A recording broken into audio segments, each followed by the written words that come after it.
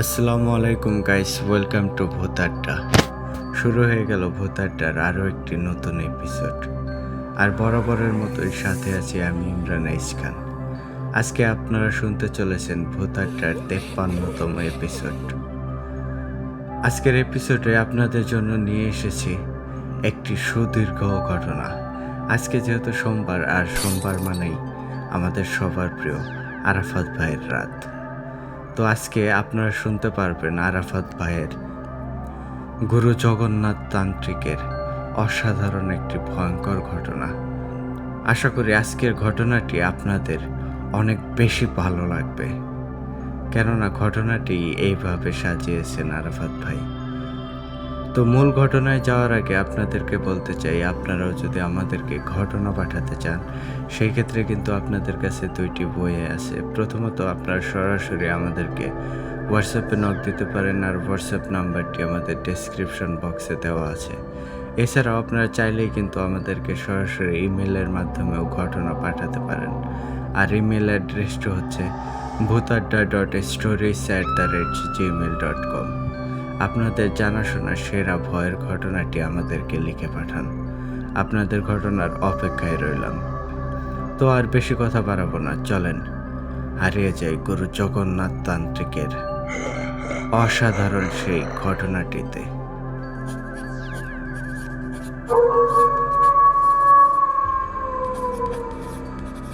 আসসালামু আলাইকুম সম্মানিত শ্রোতা বন্ধুরা, আশা করি সবাই ভালো আছেন। আমিও পরম করুণাময় আল্লাহর অশেষ রহমতে অনেক ভালো আছি। আমি মোহাম্মদ আরাফাত, ভূত আড্ডার একজন অ্যাডমিন। আমার গ্রামের বাড়ি চট্টগ্রামের আনোয়ারা উপজেলায়। যদিও আমি বর্তমানে কাতারের একটি সুনামধন্য কোম্পানিতে একজন কম্পিউটার অপারেটর হিসেবে কর্মরত আছি।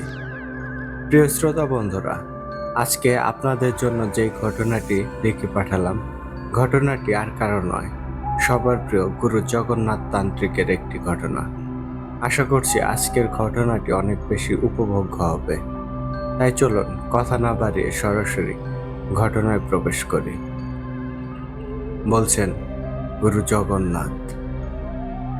ইসলাম ধর্মে তোমরা যেটাকে কারেন জিন বলে থাকো, আমাদের হিন্দু ধর্মে তাকে প্রেতাত্মা বলে থাকি। কারেন জিন বা প্রেতাত্মা যাই বলো না কেন, সেই একই জিনিস। তুমি তো জানোই আমি একজন ইন্ডিয়ার উত্তরপ্রদেশের বাসিন্দা। আজকের ঘটনাটি একটি গ্রামে ঘটে যাওয়া একটি ভয়াবহ ঘটনা। খুবই শান্তশিষ্ট ও জনবহুল একটি গ্রামের নাম অনুরাধাপুর। সেই গ্রামের লোকজন খুবই সহজ সরল ও ধর্মভীরু। গ্রামের লোকজন একে অপরকে পরস্পর ভাইয়ের মতো ভালোবাসত। তাদের মনে ছিল না কোনো হিংসা বিদ্বেষ। পুজোর সময় সবাই চাঁদা তোলাতুলি করে অনেক জাঁকজমকপূর্ণভাবে পুজোর আয়োজন করত। গ্রামের মন্দিরের পণ্ডিত ও পুরোহিত মশাইকে গ্রামের সবাই অনেক বেশি সম্মান করত। বিশেষ করে দুর্গাপূজার সময় গ্রামের সবাই মিলে মোটা অঙ্কের কিছু টাকা তুলে পুরোহিত মশাইকে দক্ষিণা দিত। পুরোহিত মশাই নিতান্তই ভালো মানুষ ছিলেন, তাই তিনিও গ্রামের সবাইকে অনেক আপন মনে করতেন।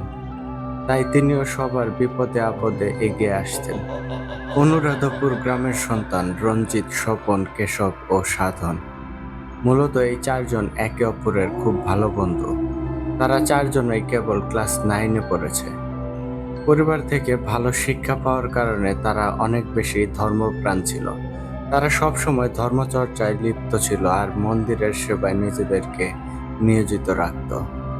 মন্দিরের পুরোহিত মশাই তাদেরকে সব সময় সাথে রেখে শিক্ষা দীক্ষা দিতে থাকত। পুরোহিত মশাই যখনই জিন বা প্রেতাত্মা সংক্রান্ত বিষয়গুলো সমাধান করতে যেতেন, সাথে করে তিনি তারা চার বন্ধুকেও নিয়ে যেতেন, যাতে করে তারাও এসব বিষয়ে দক্ষতা অর্জন করে নিতে পারে। তারা চার বন্ধু পুরোহিত মশাইয়ের সাথে বেশ কিছুদিন সময় কাটানোর পর প্রেতাত্মা বিষয়ে অনেক অভিজ্ঞতা অর্জন করে নেয়। শান্তশিষ্ট অনুরাধাপুর গ্রামটি হঠাৎ করেই অশান্তির কালো চাদরে ঢেকে গেল। এক দুর্বিষহ জীবনযাপনে নিমজ্জিত হলো পুরো গ্রামবাসী। সেই গ্রামের অঞ্জলি নামের 18 বছরের এক যুবতী মেয়ে কিছুদিন আগেই আত্মহত্যা করেছে। গ্রামবাসী মেয়েটিকে অপবাদ দিয়ে তার মৃতদেহটি শ্মশান ঘাটের সেই খাল পাড়ে মাটি চাপা দিয়েছে। কেউ একবারও জানতে চায়নি অঞ্জলি আত্মহত্যা করার পিছনে কারণটা কি। অঞ্জলির আত্মহত্যার পর কিছুদিন বিষয়টি স্বাভাবিক গেলেই এরপরে শুরু হয় সমস্ত অস্বাভাবিকতা। সন্ধ্যা হলেই প্রতিদিন এক একজন গ্রামের এক এক জায়গায় অঞ্জলিকে বিভিন্ন রূপে দেখতে পায়। অঞ্জলি কারো কোনো ক্ষতি করে না, তবে তাকে দেখে মনে হয় সে যেন কিছু একটা বলতে চাইছে, কিন্তু যার সামনে অঞ্জলি দেখা দেয় সেই ভয় পেয়ে তাড়াহুড়ো করে সেখান থেকে প্রস্থান করে। এক পর্যায়ে গ্রামের সবাই মিলে অঞ্জলির পরিবারকে দোষারোপ করতে থাকে, কেননা তাদের মেয়ের কারণেই আজকে গ্রামের উপর প্রেতাত্মার কালো নজর পড়েছে। অঞ্জলির পরিবার এক পর্যায়ে সবার আচরণে অতিষ্ঠ হয়ে মন্দিরের পুরোহিত মশাইকে খবর দেয়। পুরোহিত মশাই অঞ্জলির বাড়িতে এসে তার মা বাবার সাথে দেখা করেন। তখন পুরোহিত মশাই অঞ্জলির বাবা মায়ের কাছে অঞ্জলির ব্যাপারে বিস্তারিত জানতে চান। পুরোহিত মশাই অঞ্জলির আত্মহত্যার ব্যাপারে সবকিছু জেনে এরপর সে যে রুমটিতে থাকতো সেই রুমটি বন্ধ করে দিতে বলেন। হঠাৎ সেখানে গ্রামের কয়েকজন লোক উপস্থিত হয়ে পুরোহিত মশাইকে তাদের দেখা অঞ্জলির অভাবের কথা বর্ণনা করেন। তাদের মধ্যে থেকে সুধীর বসু নামের একজন লোক পুরোহিত মশাইকে বলতে শুরু করলেন, কদিন আগে আমি সন্ধ্যা রাতে বাজার থেকে বাড়িতে ফিরছিলাম। আমার সাথে যদিও কোনো লাইটের আলো ছিল না, কিন্তু চাঁদনির আলোতে পথঘাট সুস্পষ্টভাবে দেখা যাচ্ছিল। রাস্তা দিয়ে আসার সময় ডোবার পাড়ের বটগাছতলায় আসতেই আমি একটা বিষয় লক্ষ্য করলাম। আমি দেখতে পাই সেখানে কোনো এক নারী মূর্তি দাঁড়িয়ে আছে। আমি দূর থেকে দেখে ভাবছিলাম হয়তো গ্রামের কোনো মহিলা কারোর জন্য হয়তো অপেক্ষা করছে সেই জায়গায় দাঁড়িয়ে। কিন্তু কাছে আসতেই আমার সম্পূর্ণ ভুলটা ভেঙে গেল। মেয়েটির কাছে এসে দেখতে পেলাম সেটি অন্য কোনো মেয়ে নয়, সেটি আমাদের গ্রামের সেই অঞ্জলি, যে কিনা কিছুদিন আগেই আত্মহত্যা করে মারা গিয়েছিল। তাকে দেখতে খুবই বিভৎস ও ভয়ঙ্কর দেখাচ্ছিল। মনে হচ্ছিল সে অনেক কষ্টে আছে। সে দাঁড়িয়ে আছে আর তার শরীর থেকে খসে পড়া মাংসগুলো দুহাতে টিপে টিপে আবারও শরীরে বসিয়ে দেওয়ার চেষ্টা করছে। আমি এই দৃশ্য দেখে অনেক ভয় পেয়ে যাই, আর যখনই সামনের দিকে একটা দৌড় দিতে যাব আমার পিছন থেকে অঞ্জলি করুণ স্বরে কান্না জড়িত কণ্ঠে বলে উঠল, কাকা, কাকা, আমি মরিনি, আমাকে বাঁচান, দয়া করে আমাকে পাপিষ্ট আত্মাদের হাত থেকে বাঁচান কাকা। আমি দুনিয়াতে যতদিন বেঁচে ছিলাম আমাকে আমার পরিবার শান্তি দেয়নি, এখন মরে গিয়েও শান্তি পাচ্ছি না। এই পাপিষ্ট আত্মাদের কবলে পড়ে আমি দিশেহারা। এরপর আমি আমাদের এলাকার মন্দিরের কাছে আসতেই অঞ্জলি রূপের সেই অশরীরীটা সেখানে থমকে যায়, আর এক বুক অসহায়ত্ব নিয়ে বুক ফাটা আর্তনাদ করতে করতে উল্টো পথে দৌড়ে চলে যায়। সুধীরবাবু এসব কথা বলতেই পাশে থাকা আরো কয়েকজন লোক এরকম অনেক ঘটনার সাক্ষী হয়ে দাঁড়ালো। উপস্থিত সবাই জানালো তারা বিভিন্ন সময় বিভিন্ন রূপে অঞ্জলির অস্তিত্ব স্বচক্ষে দেখেছে। তখন সবাই মিলে পুরোহিত মশাইকে বলল তিনি যেন এর একটা সমাধান করে দেন। তখন পুরোহিত মশাই অঞ্জলির বাবা মার কাছে তার রুমটি দেখতে চাইলেন। পুরোহিত মশাই অঞ্জলির রুমে ঢুকে অনেকক্ষণ সময় কাটালেন এবং রুমে থাকা সব জিনিসগুলো একটা একটা করে তিনি চেক করে দেখলেন। কিছু সময় পর অঞ্জলির রুম থেকে পুরোহিত মশাই বেরিয়ে এসে সবাইকে জানালেন তিনি এই কাজের সমাধান করতে পারবেন না। অঞ্জলি যেহেতু আত্মহত্যা করে মারা গেছে, তিনি চান না এরকম অপয়া একটা মেয়ের কাজের সমাধান করুক। পুরোহিত মশাইয়ের কথা শুনে উপস্থিত সবাই হতভম্ব হয়ে গেল, আর একে অপরের দিকে তাকিয়ে একজন আর একজনকে প্রশ্ন করতে লাগলো, আচ্ছা, পুরোহিত মশাই তো আগেই জানতেন অঞ্জলি আত্মহত্যা করে মারা গেছে, তাহলে তিনি এখানে সমাধান করতে এসেছিল, কিন্তু এখন আবার তার কি হলো? তিনি অঞ্জলির রুমের মধ্যে এমন কি জিনিস খুঁজে পেলেন যার কারণে তিনি কাজটি করতে মানা করে দিলেন?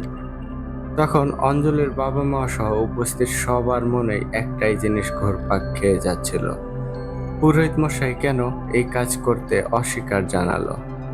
তখন পুরোহিত মশাইয়ের সাথে রঞ্জিত, স্বপন, কেশব আর সাধনও সেখানে উপস্থিত ছিল।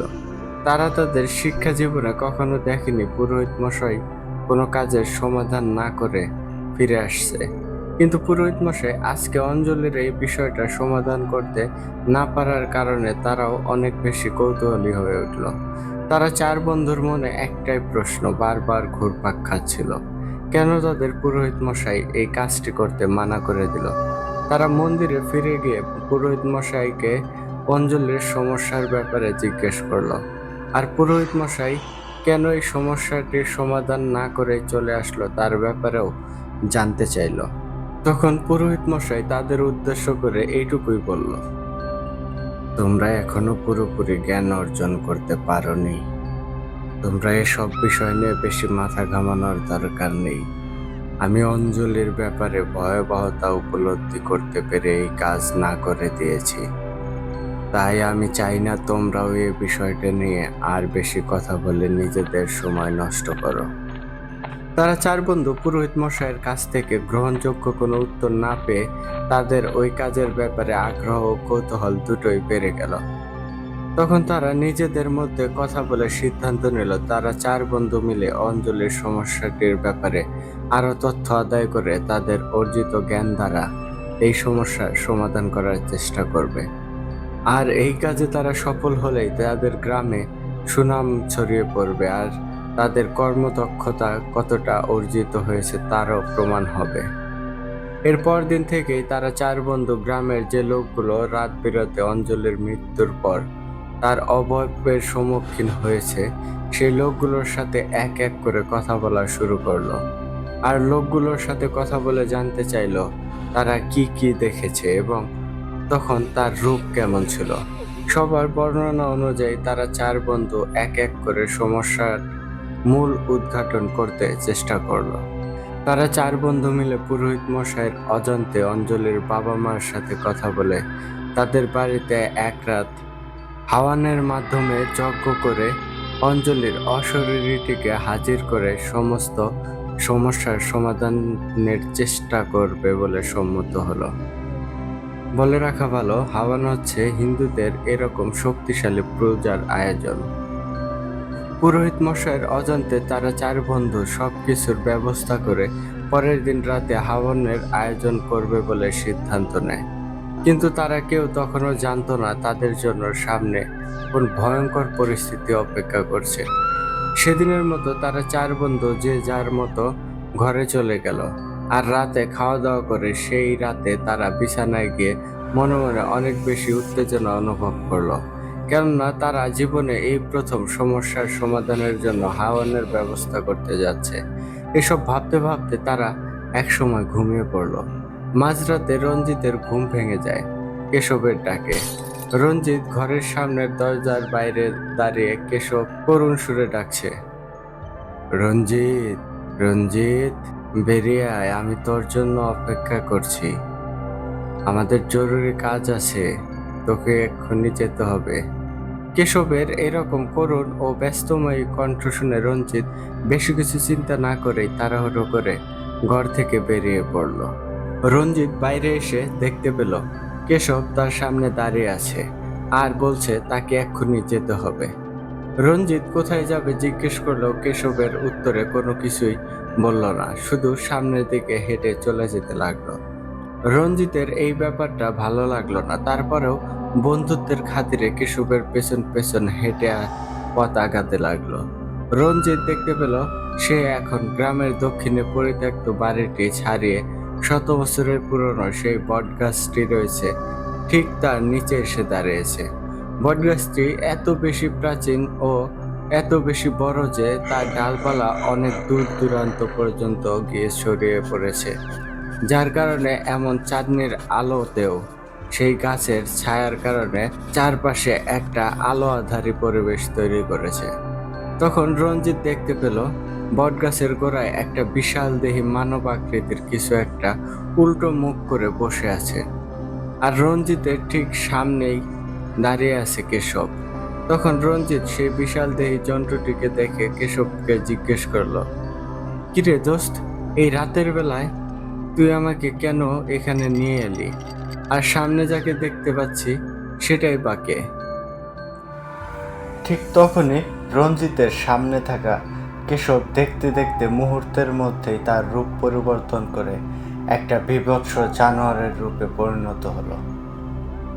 আসলে সেটি ছিল একটি প্রেতাত্মা, আর সেটি হাসতে হাসতে বলল, রঞ্জিত, তুই কি এখনো বুঝতে পারছিস না তোর সাথে কি হতে চলেছে? তুই যে কাজে হাত দিয়েছিস সেটাতে কখনোই সফল হতে পারবি না। আমি তোর বন্ধু কেশবের রূপ ধরে তোকে এখানে নিয়ে এসেছি, কারণ এটাই তোর শেষ ঠিকানা। তুই এখন মনিবের কাছে মাথা নত করে যদি তোর প্রাণ ভিক্ষা চাস, আর মনিবের মনে যদি তোর জন্য দয়া হয়, তাহলেই তুই প্রাণে বাঁচতে পারিস। তা না হলে এখানেই তোর শেষ পরিণতি তোর নিজের চোখেই দেখতে পারবি।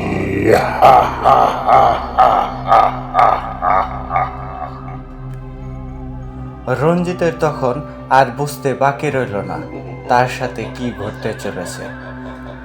এরপর রঞ্জিত কাঁপা কাঁপা কণ্ঠে বলল, আমার গুরু পুরোহিত মশাই আমাদেরকে কখনোই অপশক্তির কাছে মাথা নত করতে শেখায়নি, কিন্তু আমি আর আমার বন্ধুরা আমাদের গুরুর কথা উপেক্ষা করে নিজেদের যোগ্যতা প্রমাণ করতে গিয়ে কত বড় ভুল করেছি তা এখন উপলব্ধি করতে পারছি। হয়তো তোরা আমাকে এখানেই মেরে ফেলবি, কিন্তু আমি কখনোই তোদের সামনে মাথা নত করব না। এসব বলে রঞ্জিত বিভিন্ন তন্ত্রমন্ত্রের মাধ্যমে তার শরীর বন্ধ করে নিল, কিন্তু তার সমস্ত অর্জিত জ্ঞান ও তন্ত্রমন্ত্র পরক্ষণেই সেই বিশালদেহী জন্তুটির সামনে অসহায় হয়ে পড়ল, কেননা সেই বিশালদেহী জন্তুটি ছিল অনেক বেশি শক্তিশালী, আর কেশবের রূপ ধরে আসা সেই ভয়ঙ্কর জন্তুটি ছিল বিশালদেহী জন্তুটির সহকারী প্রেতাত্মা। রঞ্জিতের কথা শুনে পরক্ষণে বিশালদেহী জন্তুটি কর্কশ গলায় বলে উঠল, কিরে পুরোহিতের চামচা, তোদের কি করে সাহস হয় আমার বিরুদ্ধে যাবার? যেখানে তোদের গুরু পুরোহিত সাহস করেনি আমার বিরুদ্ধে কোনো কাজ করার, আর সেখানে তোরা কিভাবে চিন্তা করলি আমাকে ধ্বংস করবি? যেখানে আমার একজন সহকারী প্রেতাত্মা তোকে ছলনায় ফেলে এখানে নিয়ে আসতে পারে, তাহলে চিন্তা করে দেখ তোর ন্যূনতম জ্ঞান বোধ নেই আমার ক্ষতি করার বিষয়ে।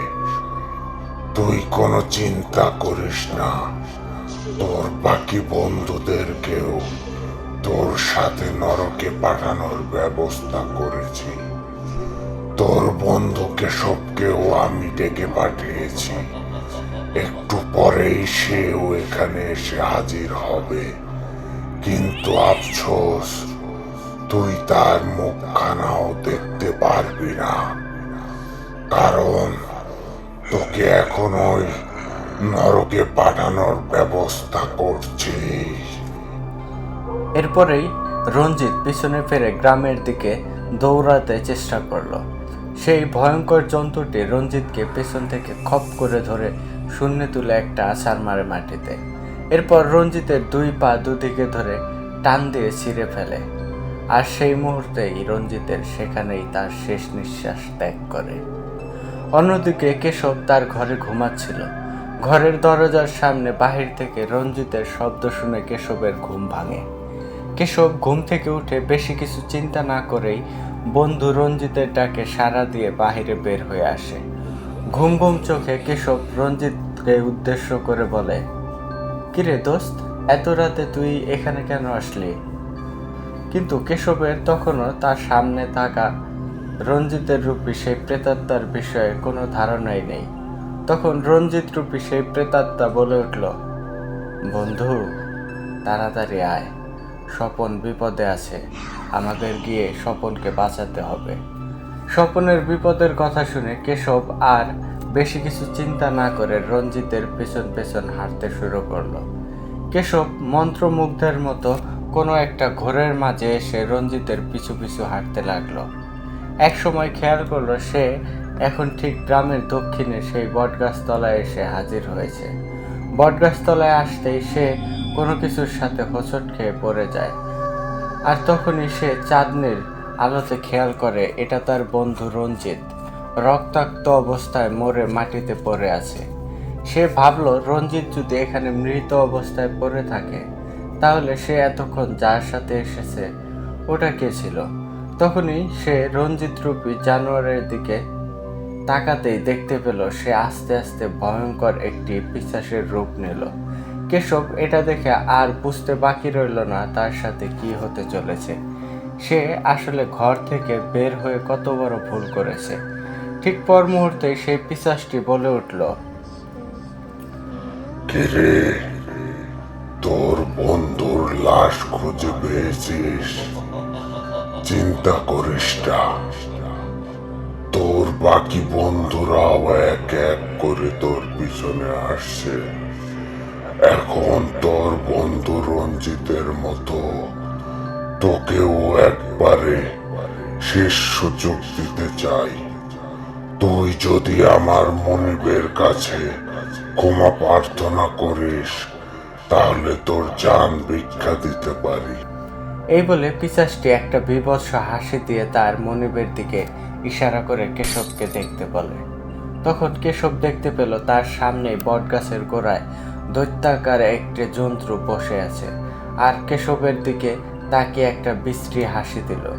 তখন কেশব বলল, তোরা হয়তো আমার বন্ধু রঞ্জিতকেও মারার আগে এমন প্রস্তাব দিয়েছিলি, কিন্তু আমার বন্ধু তা মেনে নেয়নি বলে তাকে হত্যা করলি। তবে জেনে রাখ, আমি কেন, পুরোহিত মশাইয়ের যে কোনো শিষ্যই কোনোদিনও তোদের মতো এই সামান্য পিশাচের কাছে মাথা নত করবে না, তার চেয়ে বড় মৃত্যুকে শ্রেয় মনে করবে। কিন্তু তোরা চিন্তা করিস না, তোদেরকে শেষ করার জন্য কেউ না কেউ অবশ্যই আসবে। এখন আমার সাথে তোদের যা করার ইচ্ছা করতে পারিস, এতে আমার কোনো আফসোস নেই। আর কেশবকে উদ্দেশ্য করে সেই দৈত্যাকার জন্তু বলতে লাগলো, এই তো পুরোহিতের আর একটা চামচা এসে হাজির হয়েছে। তোরা নিজেদের জ্ঞানের বাইরে গিয়ে আজকে যদি বেশি কিছু চিন্তা না করে নিজেদের মতো থাকতি তাহলে তোদের আজকে এই অকাল মৃত্যু হতো না। ওই তোদের পুরোহিত তোদেরকে তো বাঁচাতে পারলো না। তোদের শিক্ষা দীক্ষা আর জ্ঞান কোনো কিছুই কাজে লাগলো না। তুই আমার কাছে প্রাণ ভিক্ষা না চেয়ে এখনো অহংকার করছিস। পরক্ষণে সেই বিশালাকার জন্তুটি কেশবকে শ্বাসরোধ করে হত্যা করে বটগাছের একটা প্রকাণ্ড ডালে তার মৃতদেহটি ঝুলিয়ে দেয়। পরদিন সকালে ঘুম থেকে উঠে কেশব ও রঞ্জিতের পরিবার তাদেরকে খুঁজে না পেয়ে পুরো গ্রাম খুঁজতে শুরু করলো। এক পর্যায়ে মন্দিরে গিয়ে পুরোহিত মশাইকে রঞ্জিত আর কেশবের ব্যাপারে জিজ্ঞেস করলে পুরোহিত মশাই বলল সে কিছুই জানে না এই ব্যাপারে। তাদের পরিবার স্বপন আর সাধনকেও জিজ্ঞেস করলে তারাও উত্তর দেয় তাদের এই বিষয়ে কিছু জানা নেই। পরক্ষণেই গ্রামের দক্ষিণ থেকে এক রাখাল দৌড়াতে দৌড়াতে খবর নিয়ে আসে বটগাছের নিচে রঞ্জিতের লাশ পড়ে আছে আর কেশবের লাশটি বটগাছের ডালে ঝুলছে।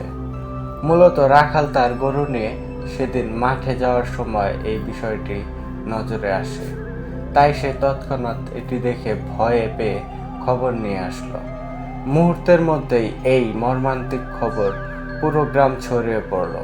গ্রামের সকল মানুষ বটগাছের তলায় গিয়ে ভিড় জমালো। একটু পরে সেখানে পুরোহিত মশাই গিয়ে হাজির হলো। রঞ্জিত আর কেশবের এমন বিভৎস মৃতদেহ দেখে গ্রামের সবাই কান্নায় ভেঙে পড়ল।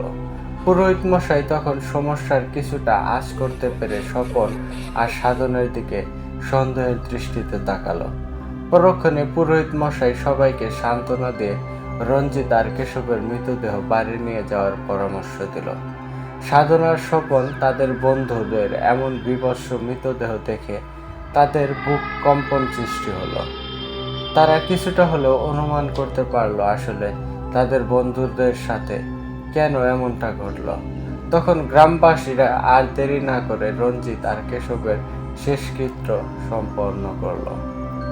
পুরোহিত মশাই সাধন আর স্বপনকে তার সাথে ডেকে মন্দিরে নিয়ে গেল আর তাদের কাছ থেকে গোপন কথা জানতে চাইল। তখন এক প্রকার চাপে পড়ে স্বপন আর সাধন মুখ খুলতে বাধ্য হলো, কেননা এখন তাদের জীবনও হুমকির মুখে, তাই পুরোহিত মশাইয়ের সাহায্য তাদের দরকার।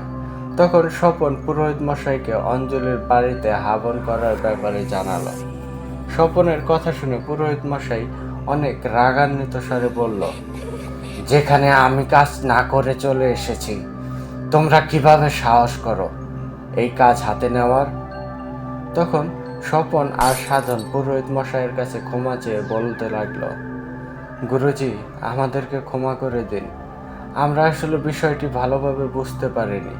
আসলে আপনি যখন অঞ্জলির বাড়িতে সাহায্য না করে ফিরে আসলেন, ওটা দেখে আমাদের এক প্রকার জেদ চেপে বসে। তাই আমরা 4 বন্ধু মিলে সিদ্ধান্ত নেই আমরা এই কাজের সমাধান করে দেব, কেননা আমরা চাইছিলাম না আমাদের গ্রামে কেউ কোনো প্রকার সাহায্য ছাড়া কষ্টে দিন কাটাক। কিন্তু আমরা জানতাম না এর পিছনে আসলে কোন রহস্য রয়েছে।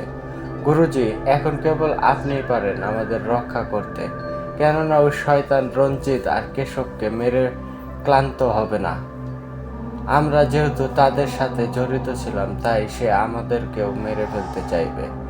তখন সাধন ও স্বপনের উদ্দেশ্য করে পুরোহিত মশাই বলতে শুরু করলো, দেখো, তোমাদের এখনো বয়স কম, আর তোমরা যে জ্ঞান অর্জন করেছো তা দিয়ে এই শয়তানের একটা ন্যূনতম সহকারীকে মারাও যথেষ্ট নয়। আর আমি জেনে শুনেই এই শয়তানের বিরুদ্ধে কাজ করতে চাইনি। আমিও তোমাদের মতো প্রথমে চেয়েছিলাম অঞ্জলির পরিবারকে সাহায্য করতে, কিন্তু তাদের ঘরে গিয়ে দেখি অঞ্জলির রুম তালাশ করে দেখি আমার সমস্ত ভুল ভেঙে গেল। আমি তোমাদেরকে এই ব্যাপারে বেশি কিছু বলছি না, তবে এইটুকু জেনে রেখো, অঞ্জলির বাবা মা তেমন ভালো মানুষ না। আর আমার শক্তিও এই শয়তানের বিরুদ্ধে লড়াই করার মতো যথেষ্ট নয়, তাই আমি এই কাজে হাত দেইনি। কিন্তু তোমাদের চিন্তা করার কোনো কারণ নেই। যেভাবেই হোক আমি তোমাদেরকে এই শয়তানের হাত থেকে রক্ষা করার চেষ্টা করব। প্রিয় শ্রোতা বন্ধুরা, আমি আরাফাত আপনাদেরকে এখানে একটু থামাতে চাই। এতক্ষণ আপনারা শুনলেন অনুরাধাপুরে কিভাবে অশান্তি নেমে এসেছিল। সেই গ্রামের পুরোহিত মশাই কোনো সমাধান করতে না পেরে রঞ্জিত আর কেশবের মৃত্যুর একদিন পরেই গুরু জগন্নাথের সাথে দেখা করতে আসে আর তাকে সমস্ত ঘটনা খুলে বলে। পুরোহিত মশাই তাকে অনুরোধ করে সে যেন এই সমস্যাটির সমাধানের ব্যাপারে কিছু করে। পুরোহিত মশাই তাকে সমস্যার মূল উদ্ঘাটন করার জন্য সহায়ক হিসেবে অঞ্জলির রুম থেকে পাওয়া কাগজে লেখা একটা চিঠি তার হাতে দেয়। চিঠি বললে হয়তো ভুল হবে, মূলত সেটি ছিল একটি সুইসাইড নোট, যেটি অঞ্জলি আত্মহত্যা করার পূর্বে নিজের হাতেই লিখে তার রুমে রেখে গিয়েছিল। তো শ্রোতা বন্ধুরা, চলুন আমরা সরাসরি অঞ্জলির ভাষায় শুনে আসি কি লেখা ছিল সেই চিঠিতে। আমি অঞ্জলি, পরিবারে বাবা মার একমাত্র সন্তান হওয়ার কারণে ছোটবেলা থেকেই তারা আমাকে অনেক আদর স্নেহ করে বড় করেছেন। কিন্তু আমার সেই সুখ বেশি দিন সইল না। 10 বছর বয়সে কোনো এক দুরারোগ্য ব্যাধিতে আমার মা মারা যায়। মূলত সেটাই ছিল আমার জীবনের কালবৈশাখী ঝড়, আমার বাকি জীবন কালো অধ্যায়ে পরিণত হওয়ার এক মহাপ্রলয়। মা মারা যাওয়ার কয়েক মাসের মাথায় বাবা নতুন বউ ঘরে তোলেন, মানে আমার সৎ মা ঘরে আসেন। বাবা ভালোবাসা তখনও আগের মতোই রয়ে গেল। বেশ কিছুদিন সৎ মা আমাকে নিজের মায়ের শূন্যতা অনুভব করতে দেয়নি। কিন্তু সময়ের সাথে সাথে সৎ মায়ের আসল রূপ বেরিয়ে আসলো। তিনি আমাকে দিয়ে সব সময় ঘরের সমস্ত কাজ করিয়ে নিত। দেখতে দেখতে আমার স্কুলে যাওয়া বন্ধ হয়ে গেল। কাজের ব্যস্ততায় আমার পড়ালেখা ফুরসত মিলত না। এসব দেখে বাবার প্রতিবাদে সৎমা অগ্নিমূর্তির রূপ ধারণ করত। তাই বাধ্য হয়েই সৎমায়ের রাগের কবলে পড়ে বাবা একসময় নীরব দর্শকের ভূমিকা পালন করতে শুরু করলো। সৎমায়ের শারীরিক ও মানসিক চরম নির্যাতন আমাকে তিলে তিলে শেষ করে দিচ্ছিল। বাবার কাছে গিয়ে সৎমায়ের ব্যাপারে হাজারবার আকুতি মিনতি করে বললেও বাবার কোনো উপায় ছিল না। পাড়া প্রতিবেশীর ৮-১০টা মেয়ে থেকে আমি ছিলাম সম্পূর্ণ আলাদা। সূর্যের আলো দেখতাম না, ঘরবন্দি জীবনযাপন চলছিল আমার কোনো ইচ্ছা বা চাওয়া ছিল অমাবস্যার চাঁদের মতো। আমি আমার সর্বোচ্চ দিয়ে চেষ্টা করতাম সৎমায়ের মন জয় করে রাখার, কিন্তু আমি জানতাম না কি কারণে আমার উপর তার এত রাগ। আমার বয়স যখন 16, আমার একদিন ইচ্ছে হলো খুব করে বাইরে যেতে আর বান্ধবীদের সাথে আড্ডা দিতে। তাই আমি বাইরে গিয়ে পাশের বাড়ির বান্ধবীর সাথে দীর্ঘ সময় আড্ডা দিলাম। কিন্তু ঘরে আসার পর আমার জন্য কি অপেক্ষা করছিল তা সম্পর্কে আমার কোনো ধারণাই ছিল না। আমি ঘরে ফিরে আসলে আমার সৎ মা আমাকে জিজ্ঞেস করে আমি কোথায় ছিলাম। আমি উত্তরে জানালাম আমি পাশের বাড়িতে গিয়েছিলাম। কিন্তু আমি তখন অনুমান করতে পারিনি এই জিনিসটা তার কাছে কত বড় অপরাধ সমতুল্য। তিনি আর কোনো কথা শোনার অপেক্ষা না করেই আমাকে এলোপাতাড়ি মারতে শুরু করলেন। এক পর্যায়ে তার নির্যাতন সহ্য করতে না পেরে আমি জ্ঞান হারালে তখনই তিনি ক্লান্ত হন। বাবা সন্ধ্যায় ঘরে ফিরে আমাকে মুমূর্ষ অবস্থায় মাটিতে পড়ে থাকতে দেখে তিনি সৎমায়ের কাছে জানতে চান আমার সাথে কি হয়েছে আর এই অবস্থা কেন। আর তখনই বাবা ডাক্তার আনার জন্য চেষ্টা করলে সৎমা তাকে ডাক্তার আনতে বাধা দিলেন। দুইজন মিলে অনেকবার চেষ্টা করে আমার জ্ঞান ফিরিয়ে আনলেও আমাকে কোনো প্রকার ডাক্তার বা কবিরাজ দেখে ওষুধ নিয়ে দিল না। শরীরে তীব্র ব্যথা যন্ত্রণা নিয়ে আমি ঘরের সমস্ত কাজ করে যেতে লাগলাম। এই ব্যথা যন্ত্রণা আমাকে দীর্ঘদিন বয়ে বেড়াতে হলো। এরপর থেকে আমি কখনো ঘরের চৌকাঠ মারিয়ে বাইরে এক কদমও রাখার সাহস করিনি। বয়স যখন 17 গণ্ডিতে পা দিল, বিভিন্ন জায়গা থেকে আমার বিয়ের জন্য পাত্রপক্ষ দেখতে আসা শুরু করলো। নিজের বিয়ের খবর শুনলে অনেক মেয়ে মন খারাপ করে, কিন্তু আমার বেলায় ছিল তার উল্টোটা। কেননা আমি চাইছিলাম বাবার বাড়ি নামক এই খোলা জাহান্নাম থেকে মুক্তি পেতে, কিন্তু সেখানেও আমার সৎ মায়ের বাধা।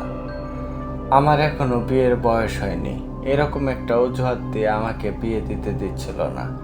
কিন্তু আমি তো জানতাম তিনি আমাকে ঘরের সমস্ত কাজ করানোর জন্য পরে শারীরিক ও মানসিক নির্যাতন করে পৈশাচিক যে আনন্দ পেতেন তা থেকে বঞ্চিত হতে চাইছিলেন না। অনেক ভালো ভালো ঘর আমার বিয়ের প্রস্তাব দিলেও তিনি বারবার নাকচ করে দেন। আমি এক প্রকার বাধ্য হয়ে একদিন বাবাকে বললাম তারা আমাকে যেন দ্রুত বিয়ে দিয়ে দেয়। আমি এই পরিবারে আর থাকতে চাই না, এই যন্ত্রণা আমার আর সহ্য হচ্ছে না। আমার এমন কথা শুনে আমার সৎমা আমার উপর চড়াও হয়ে আমাকে বেদরবভাবে মারা শুরু করলো। আমি নিজের ইচ্ছেটুকু কাউকে জানানোর অধিকার রাখি না। সেদিন আমার অনেক বেশি অভিমান হলো বাবার ওপর। সৎমায়ের অত্যাচার বাবা দাঁড়িয়ে দাঁড়িয়ে দেখছিল, তাই আমি সেদিন সৎমায়ের মুখের ওপর জবাব দিয়ে ফেললাম, তোমরা আমাকে নিজেদের স্বার্থের জন্য ব্যবহার করেছো, আমাকে কখনো ভালোবাসোনি। তোমাদের সাথে আমি থাকতে চাই না, আর আমার কোনো পরিবার নেই। সৎমা তখনই অগ্নিমূর্তির রূপ ধারণ করে বাবাকে বলল, দেখলে তো তোমার মেয়ে কত বড় বেদব, এভাবেই প্রতিদিন বেয়াদবি করে। তখন বাবাও রেগে গিয়ে আমাকে উল্টো মারতে শুরু করলো। আমার অপরাধ, আমি কেন সৎ মায়ের মুখের ওপর কথা বলেছি। এই প্রথম বাবা আমার গায়ে হাত তুলল। তাও আবার সৎ মায়ের কথার উপর বিশ্বাস করে। রাগে ক্ষোভে অপমান অপদস্থ হয়ে আমি বেঁচে থাকার ইচ্ছে হারিয়ে ফেলেছি। তাই আমি সিদ্ধান্ত নেই আত্মহত্যা করে এই অভিশপ্ত দুনিয়া থেকে মুক্তি পেতে। আমি কোনো দোষ না করেই কেন এত যন্ত্রণার শিকার হচ্ছি তা আমার জানা নেই। আমার মৃত্যুর পর অন্তত আমার মৃতদেহটি সম্মানের সাথে শেষকৃত্য সম্পন্ন করুন। আমি চাই পরপারে অন্তত ভালো থাকতে, যা দুনিয়াতে হয়ে ওঠেনি। জানি না উপরওয়ালা আমাকে কোথায় ঠাঁই দেবে, তবে সকলের কাছে ক্ষমা চাইছি। প্রিয় শ্রোতা বন্ধুরা, আপনারা এতক্ষণ শুনলেন অঞ্জলির লিখে যাওয়া একটি সুইসাইড নোট। পরে গুরু জগন্নাথ কিছু চিন্তা করলেন আর অঞ্জলির কথা ভেবে আফসোস করতে লাগলেন।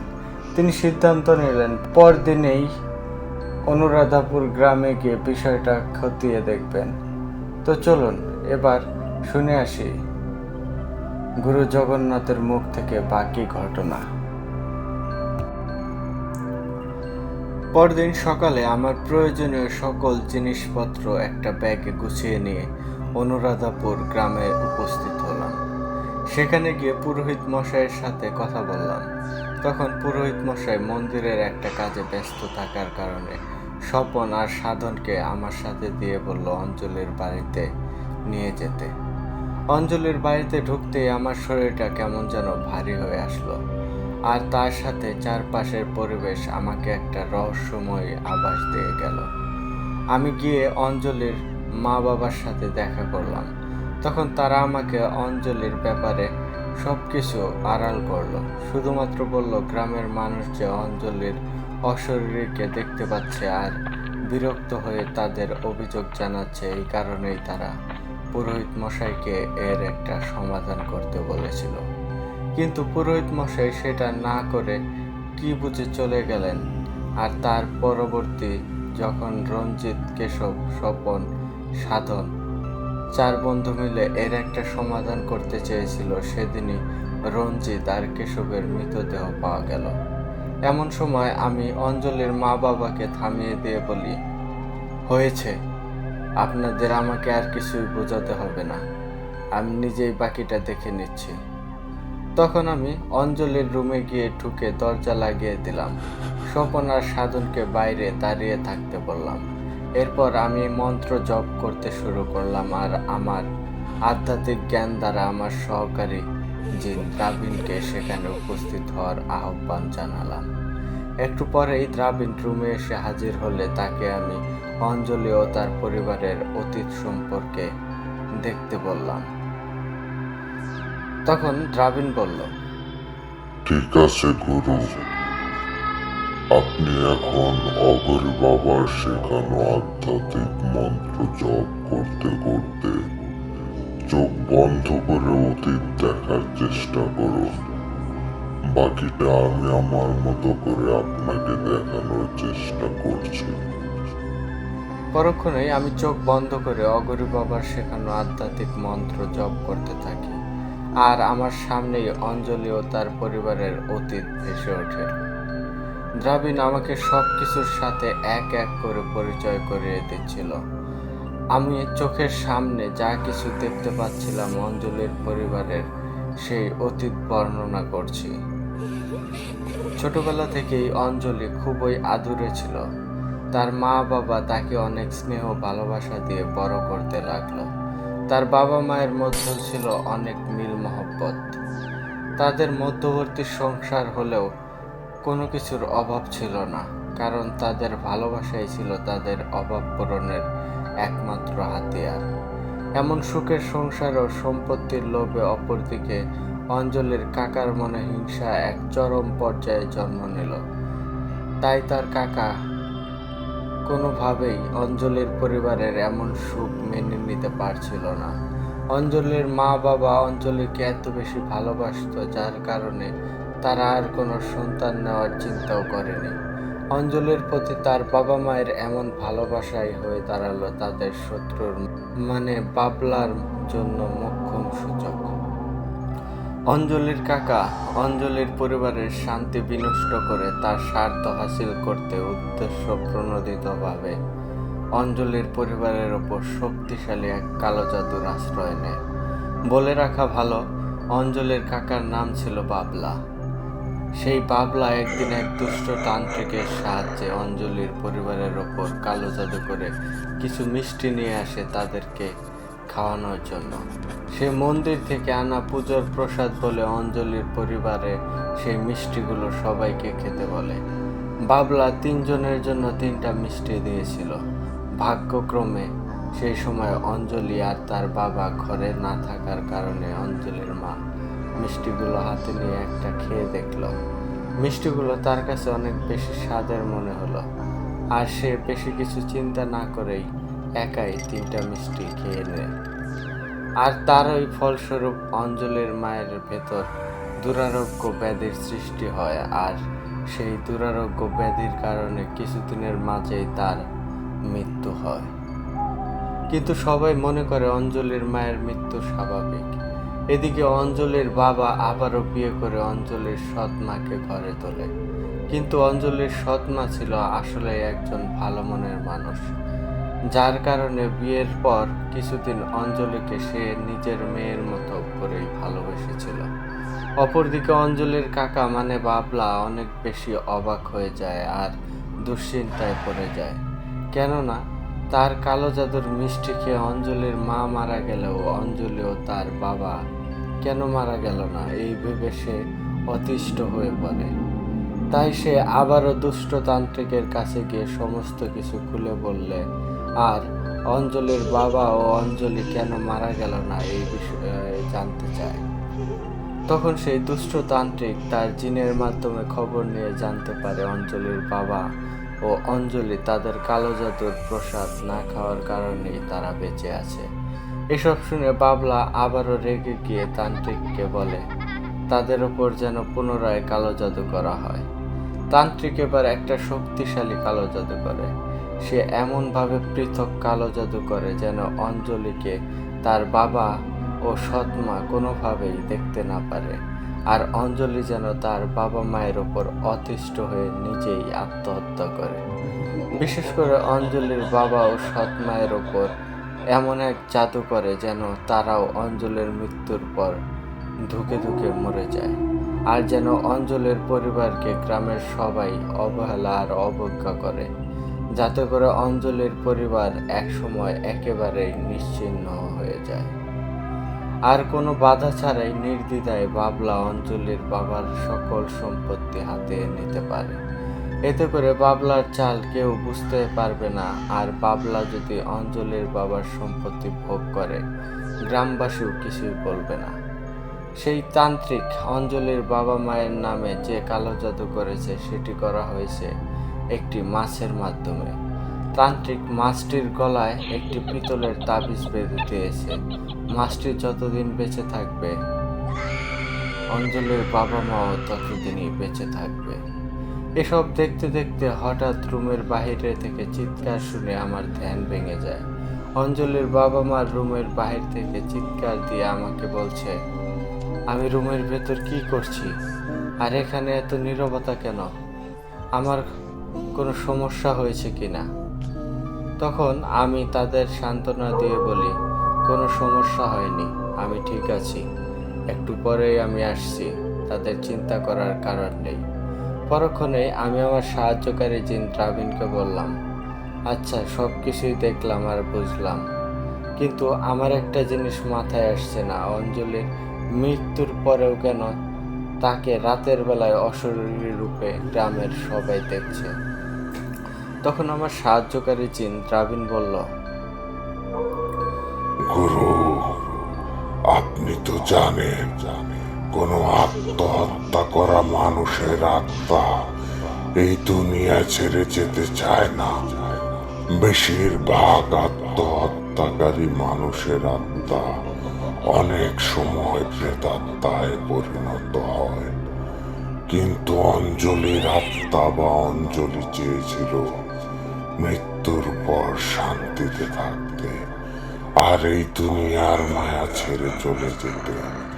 কিন্তু সেই আত্মহত্যা করার কারণে ধর্মীয় অনুসারী তার শেষকৃত্য করা হয়নি।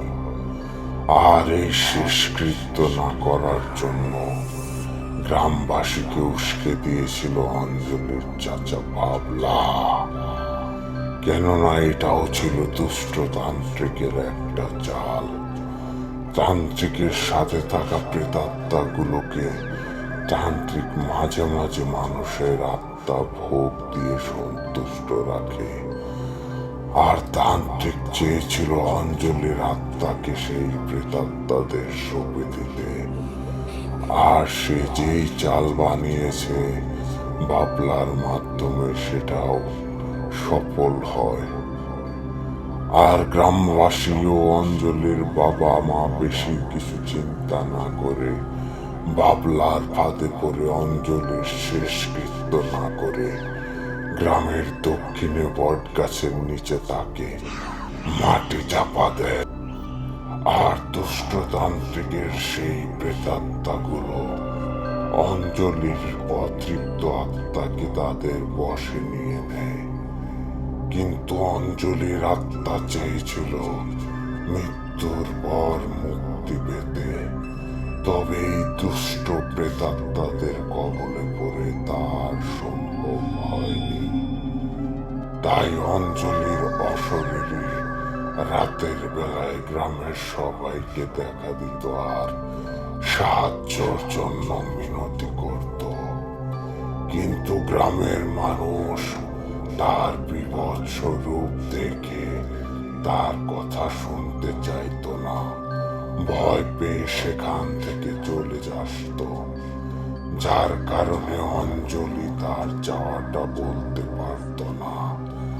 আসলে অঞ্জলি বারবার চাইছে তাকে যেন কেউ সাহায্য করে, তাকে ধর্মীয় নিয়ম অনুসারে শেষকৃত্য সম্পন্ন করে দুষ্টতান্ত্রিক সেই প্রেতাত্মাদের হাত থেকে তার আত্মাকে মুক্তি দেয়। মন্দিরের পুরোহিত মশাই সবকিছুর সম্পর্কে ধারণা করতে পেরে কাজ করার জন্য আসলেও দুষ্টতান্ত্রিকের প্রেতাত্মাদের সামনে তার শক্তি যথেষ্ট ছিল না। আর তাছাড়া পুরোহিত মশাই জানত না বাবলা যে অঞ্জলি ও তার পরিবারের উপর কালো জাদু করে এমন পরিস্থিতি সৃষ্টি করেছে। তিনি মনে করেছিলেন অঞ্জলির বাবা ও সৎ মা অঞ্জলির ওপর কোনো কারণ ছাড়াই জুলুম করেছে।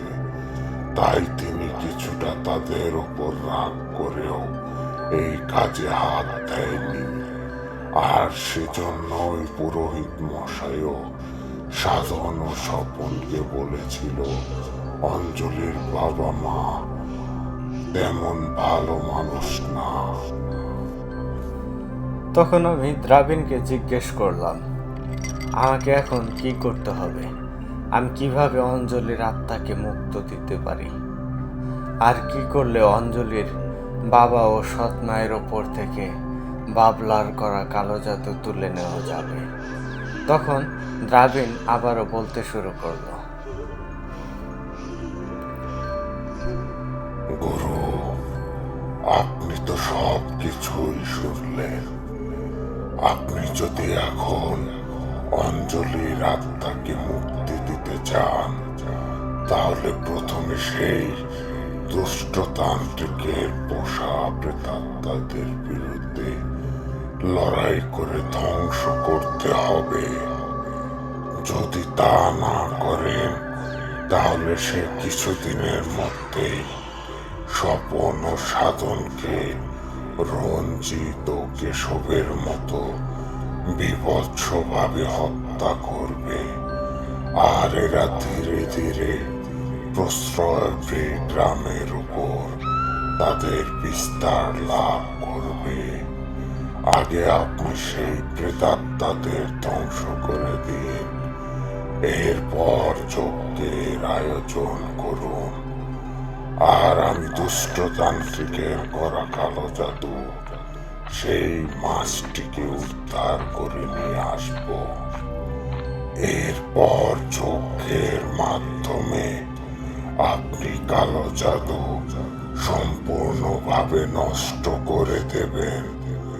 সর্বশেষ গ্রামের মানুষ ও পুরোহিত মশাইয়ের সাহায্যে বাবলা ও দুষ্টতান্ত্রিককে গ্রাম থেকে বিতাড়িত করবে। তবে সাবধান, অগরি বাবার দেওয়া সেই চামড়ায় আবৃত তাবিজটি আপনার সাথে রাখবেন, আর গঙ্গার পবিত্র জল অবশ্যই নেবেন। আমি দ্রাবিণের কথা অনুযায়ী সেদিন গ্রামের মন্দিরে গিয়ে পুজো দিয়ে মা কালীর আশীর্বাদ নিয়ে আসি। আর সন্ধ্যার পর সাথে করে পুরোহিত মশাই ও সাধন ও স্বপনকে নিয়ে গ্রামের দক্ষিণের সেই বটগাছের তলায় গিয়ে হাজির হই। চারপাশের পরিবেশটা ভীষণ নীরবতার চাদরে ঢেকে গেছে। গ্রামের লোকজন সবাইকে আগে থেকেই মানা করে দিয়েছি, যত যাই হোক না কেন তারা যেন আজ গ্রামের দক্ষিণে না যায়। চারপাশে পিনপতন নীরবতা বিরাজ করছে। দূর থেকে শিয়ালের হুক্কা হওয়া ডাক ভেসে আসছে। গ্রামের সব কুকুরগুলো একজোট হয়ে গ্রামের শেষ প্রান্তে থাকা পরিত্যক্ত বাড়ির কাছে এসে এক দৃষ্টিতে বটগাছের দিকে তাকিয়ে আছে। কুকুরগুলোকে দেখে মনে হচ্ছে তারা যেন অজানা এক আতঙ্কে অগ্রিম লক্ষ্য করতে পারছে। আমি স্বপন আর সাধনকে বললাম, বটগাছের তলায় যেন অগ্নিকোণটি প্রজ্বলিত করে। আমার কথা মতো তারাও অগ্নিকোণটি জ্বালিয়ে দেয়। পরক্ষণেই আমি বলার আগেই মন্দিরের পুরোহিত মশাই কুণ্ডলীর সামনে বসে মন্ত্র জপতে জপতে আগুনের কুণ্ডলিতে সরিষার তেল ছিটিয়ে দিতেই আগুন দ্বিগুণ বেগে দাউ দাউ করে জ্বলে উঠল। এরপর আমি কিছু সরিষার দানা মন্ত্র করে আমাদের থেকে নির্দিষ্ট একটা দূরত্ব পর্যন্ত চারপাশে ছিটিয়ে জায়গাটা সুরক্ষার আয়ত্তে নিয়ে নেই। এরপর পুরোহিত মশাই এইভাবে অনবরত মন্ত্র জপতে রইল। পুরোহিত মশাইয়ের সাথে সাথে সাধন ও স্বপনও তাদের অর্জিত জ্ঞান দ্বারা মন্ত্র জপতে শুরু করলো। সমস্ত নীরবতা ভেঙে মুহূর্তের মধ্যেই জায়গাটা মন্ত্রের গুনগুন শব্দে মুখরিত হয়ে উঠল। পরক্ষণে অবশ্য কিছু বটগাছের প্রকাণ্ড একটা ঢাল ভেঙে মাটিতে ফেলার শব্দ শুনতে পেলাম। কিন্তু যত যাই হোক মন্ত্র থামানো যাবে না, সেটা আগেই বলে দিয়েছিলাম সবাইকে। সরিষার দানা ছিটানোর নির্দিষ্ট দূরত্বের বাইরে হাজার হাজার কালো অবয়ব পাগলের মতো দিশাহারা হয়ে দৌড়াদৌড়ি করতে শুরু করলো। আমি অগ্নিকুণ্ডীর পাশে দাঁড়িয়ে তাদের গতিবিধি লক্ষ্য করতে শুরু করলাম। এভাবে অনেকটা সময় অতিবাহিত হওয়ার পর এক সময় দানবীয় আকৃতির একটা কালো অবয়ব বটগাছের গোড়ায় এসে দাঁড়ালো আর আমাদেরকে উদ্দেশ্য করে অবয়বটি বলতে শুরু করলো, কিরে পুরোহিত, তুই এত সাহস কই থেকে পেলি? এই গুরু জগন্নাথের উপর ভরসা করে তুই আমার অনিষ্ট করতে এসেছিস। তুই তো আমাকে ভয় পেয়ে কাজ না করেই চলে গিয়েছিলি, আবার কেন ফিরে এলি? নিজের ইচ্ছায় নিজের প্রাণ বিনাশ করার শখ জেগেছে তোর। তখন আমি সেই কালো অবয়বটিকে বললাম, তোর চামচাদের দিয়ে আমাদের ভয় দেখানোর জন্য এইভাবে চারপাশে ঘোরাঘুরি করতে দিয়েছিস, কিন্তু তাতেও যখন কাজ হচ্ছে না, আমরা ভয় না পেয়ে আমাদের কাজ চালিয়ে যাচ্ছি, তাই এখন তুই এসে পুরোহিত মশাইকে ধমকাচ্ছিস। কিন্তু জেনে রাখ, আমার নাম গুরু জগন্নাথ। আমি তোর মতো এই সাধারণ প্রেতাত্মাকে মোটেও ভয় করি না। আমি তোর শেষ দেখেই যাব আজকে। আমার কথা শুনেই সেই দৈত্যাকার অবয়বটি আবারও রাগান্বিত কর্কশ গলায় বলে উঠল, গুরু, এখনো সময় আছে। তুই বাঁচতে চাইলে তোর চামচাদের নিয়ে এখান থেকে পালা। তুই কি শুনিস আমি কিভাবে রঞ্জিত কেশবকে হত্যা করেছি? তখন সে দৈত্যাকার অবয়বটি আমাদের চারপাশে ঘুরতে থাকা কালো অবয়বগুলোকে উদ্দেশ্য করে বলে, তোরা কিসের অপেক্ষা করছিস? শেষ করে দে ওদের।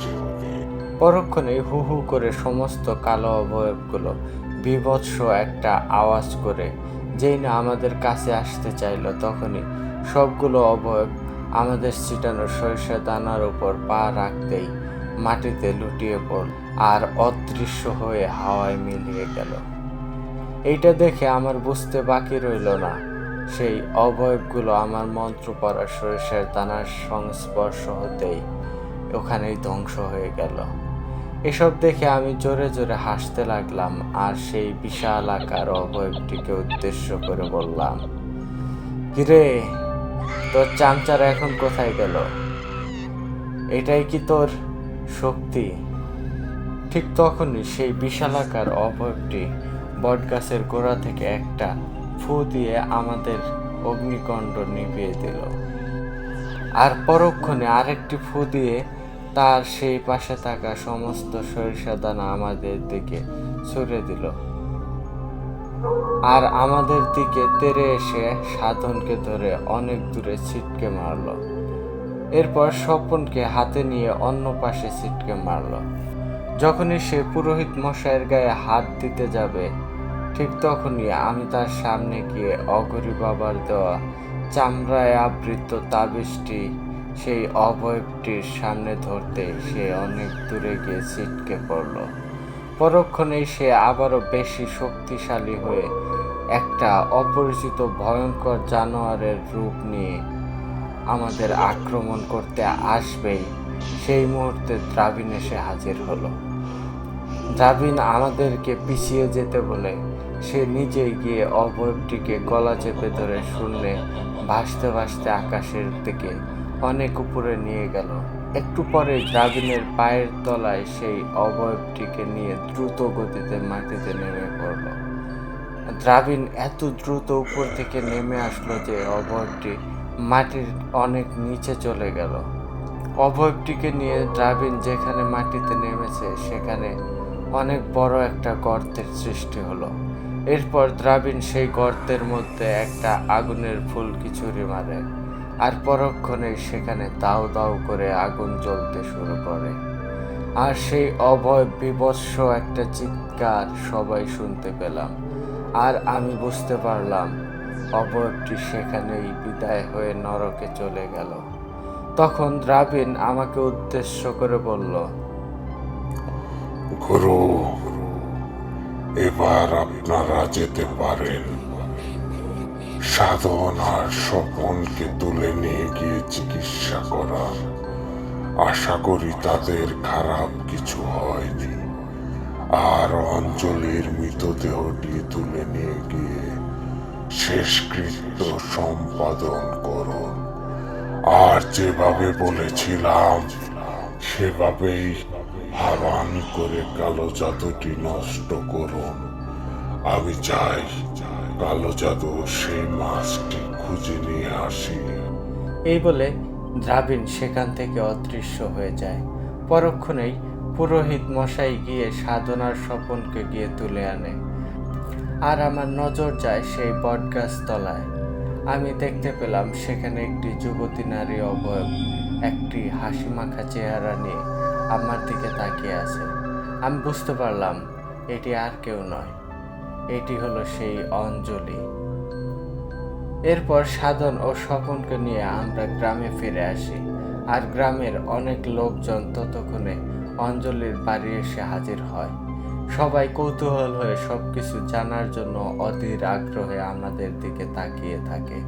তখন আমি বললাম, মন্দিরের পণ্ডিতকে সাথে নিয়ে কয়েকজন লোক গিয়ে বটগাছের নিচ থেকে অঞ্জলির মৃতদেহটি তুলে আনন।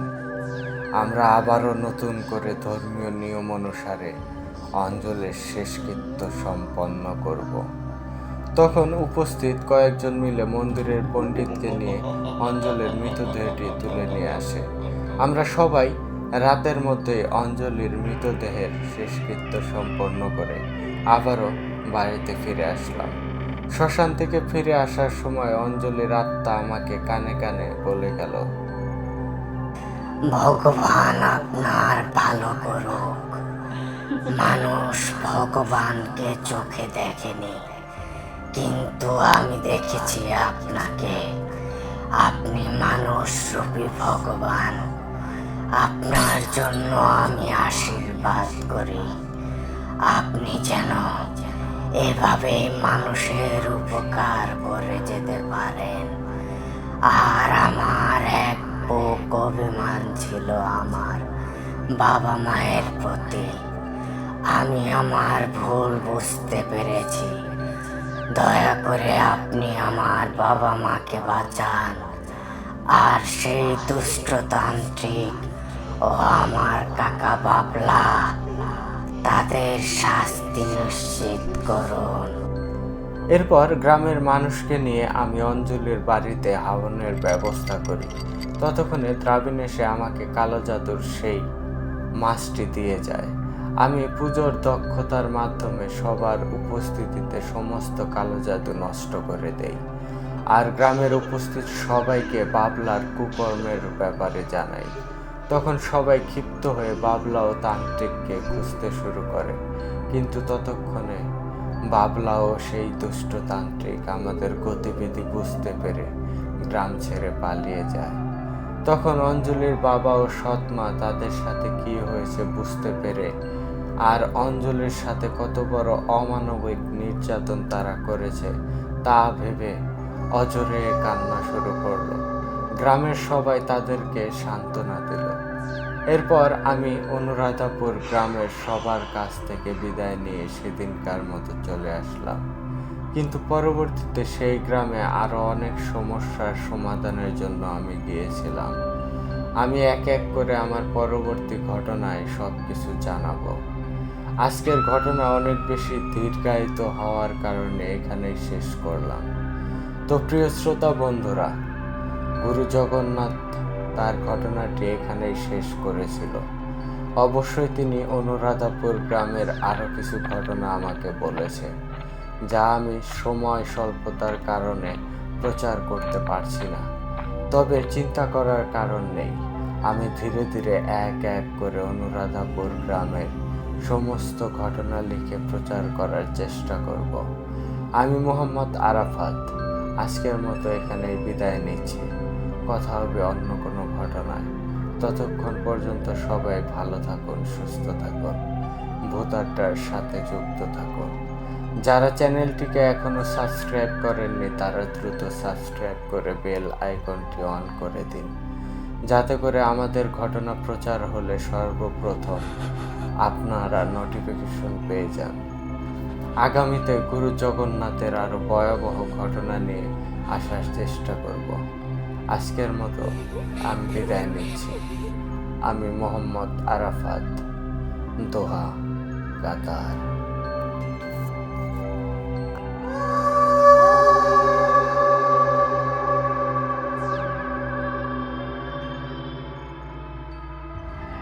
ধন্যবাদ আরাফাত ভাই, এত সুন্দর একটা ঘটনা আমাদেরকে লিখে পাঠানোর জন্য। আসলে ভাই আপনাকে ধন্যবাদ দেওয়ার শেষ নেই। আপনি যেইভাবে আমাদের সাথে সাপোর্ট করে যাচ্ছেন এটা সত্যি ভাই অসাধারণ একটি ব্যাপার।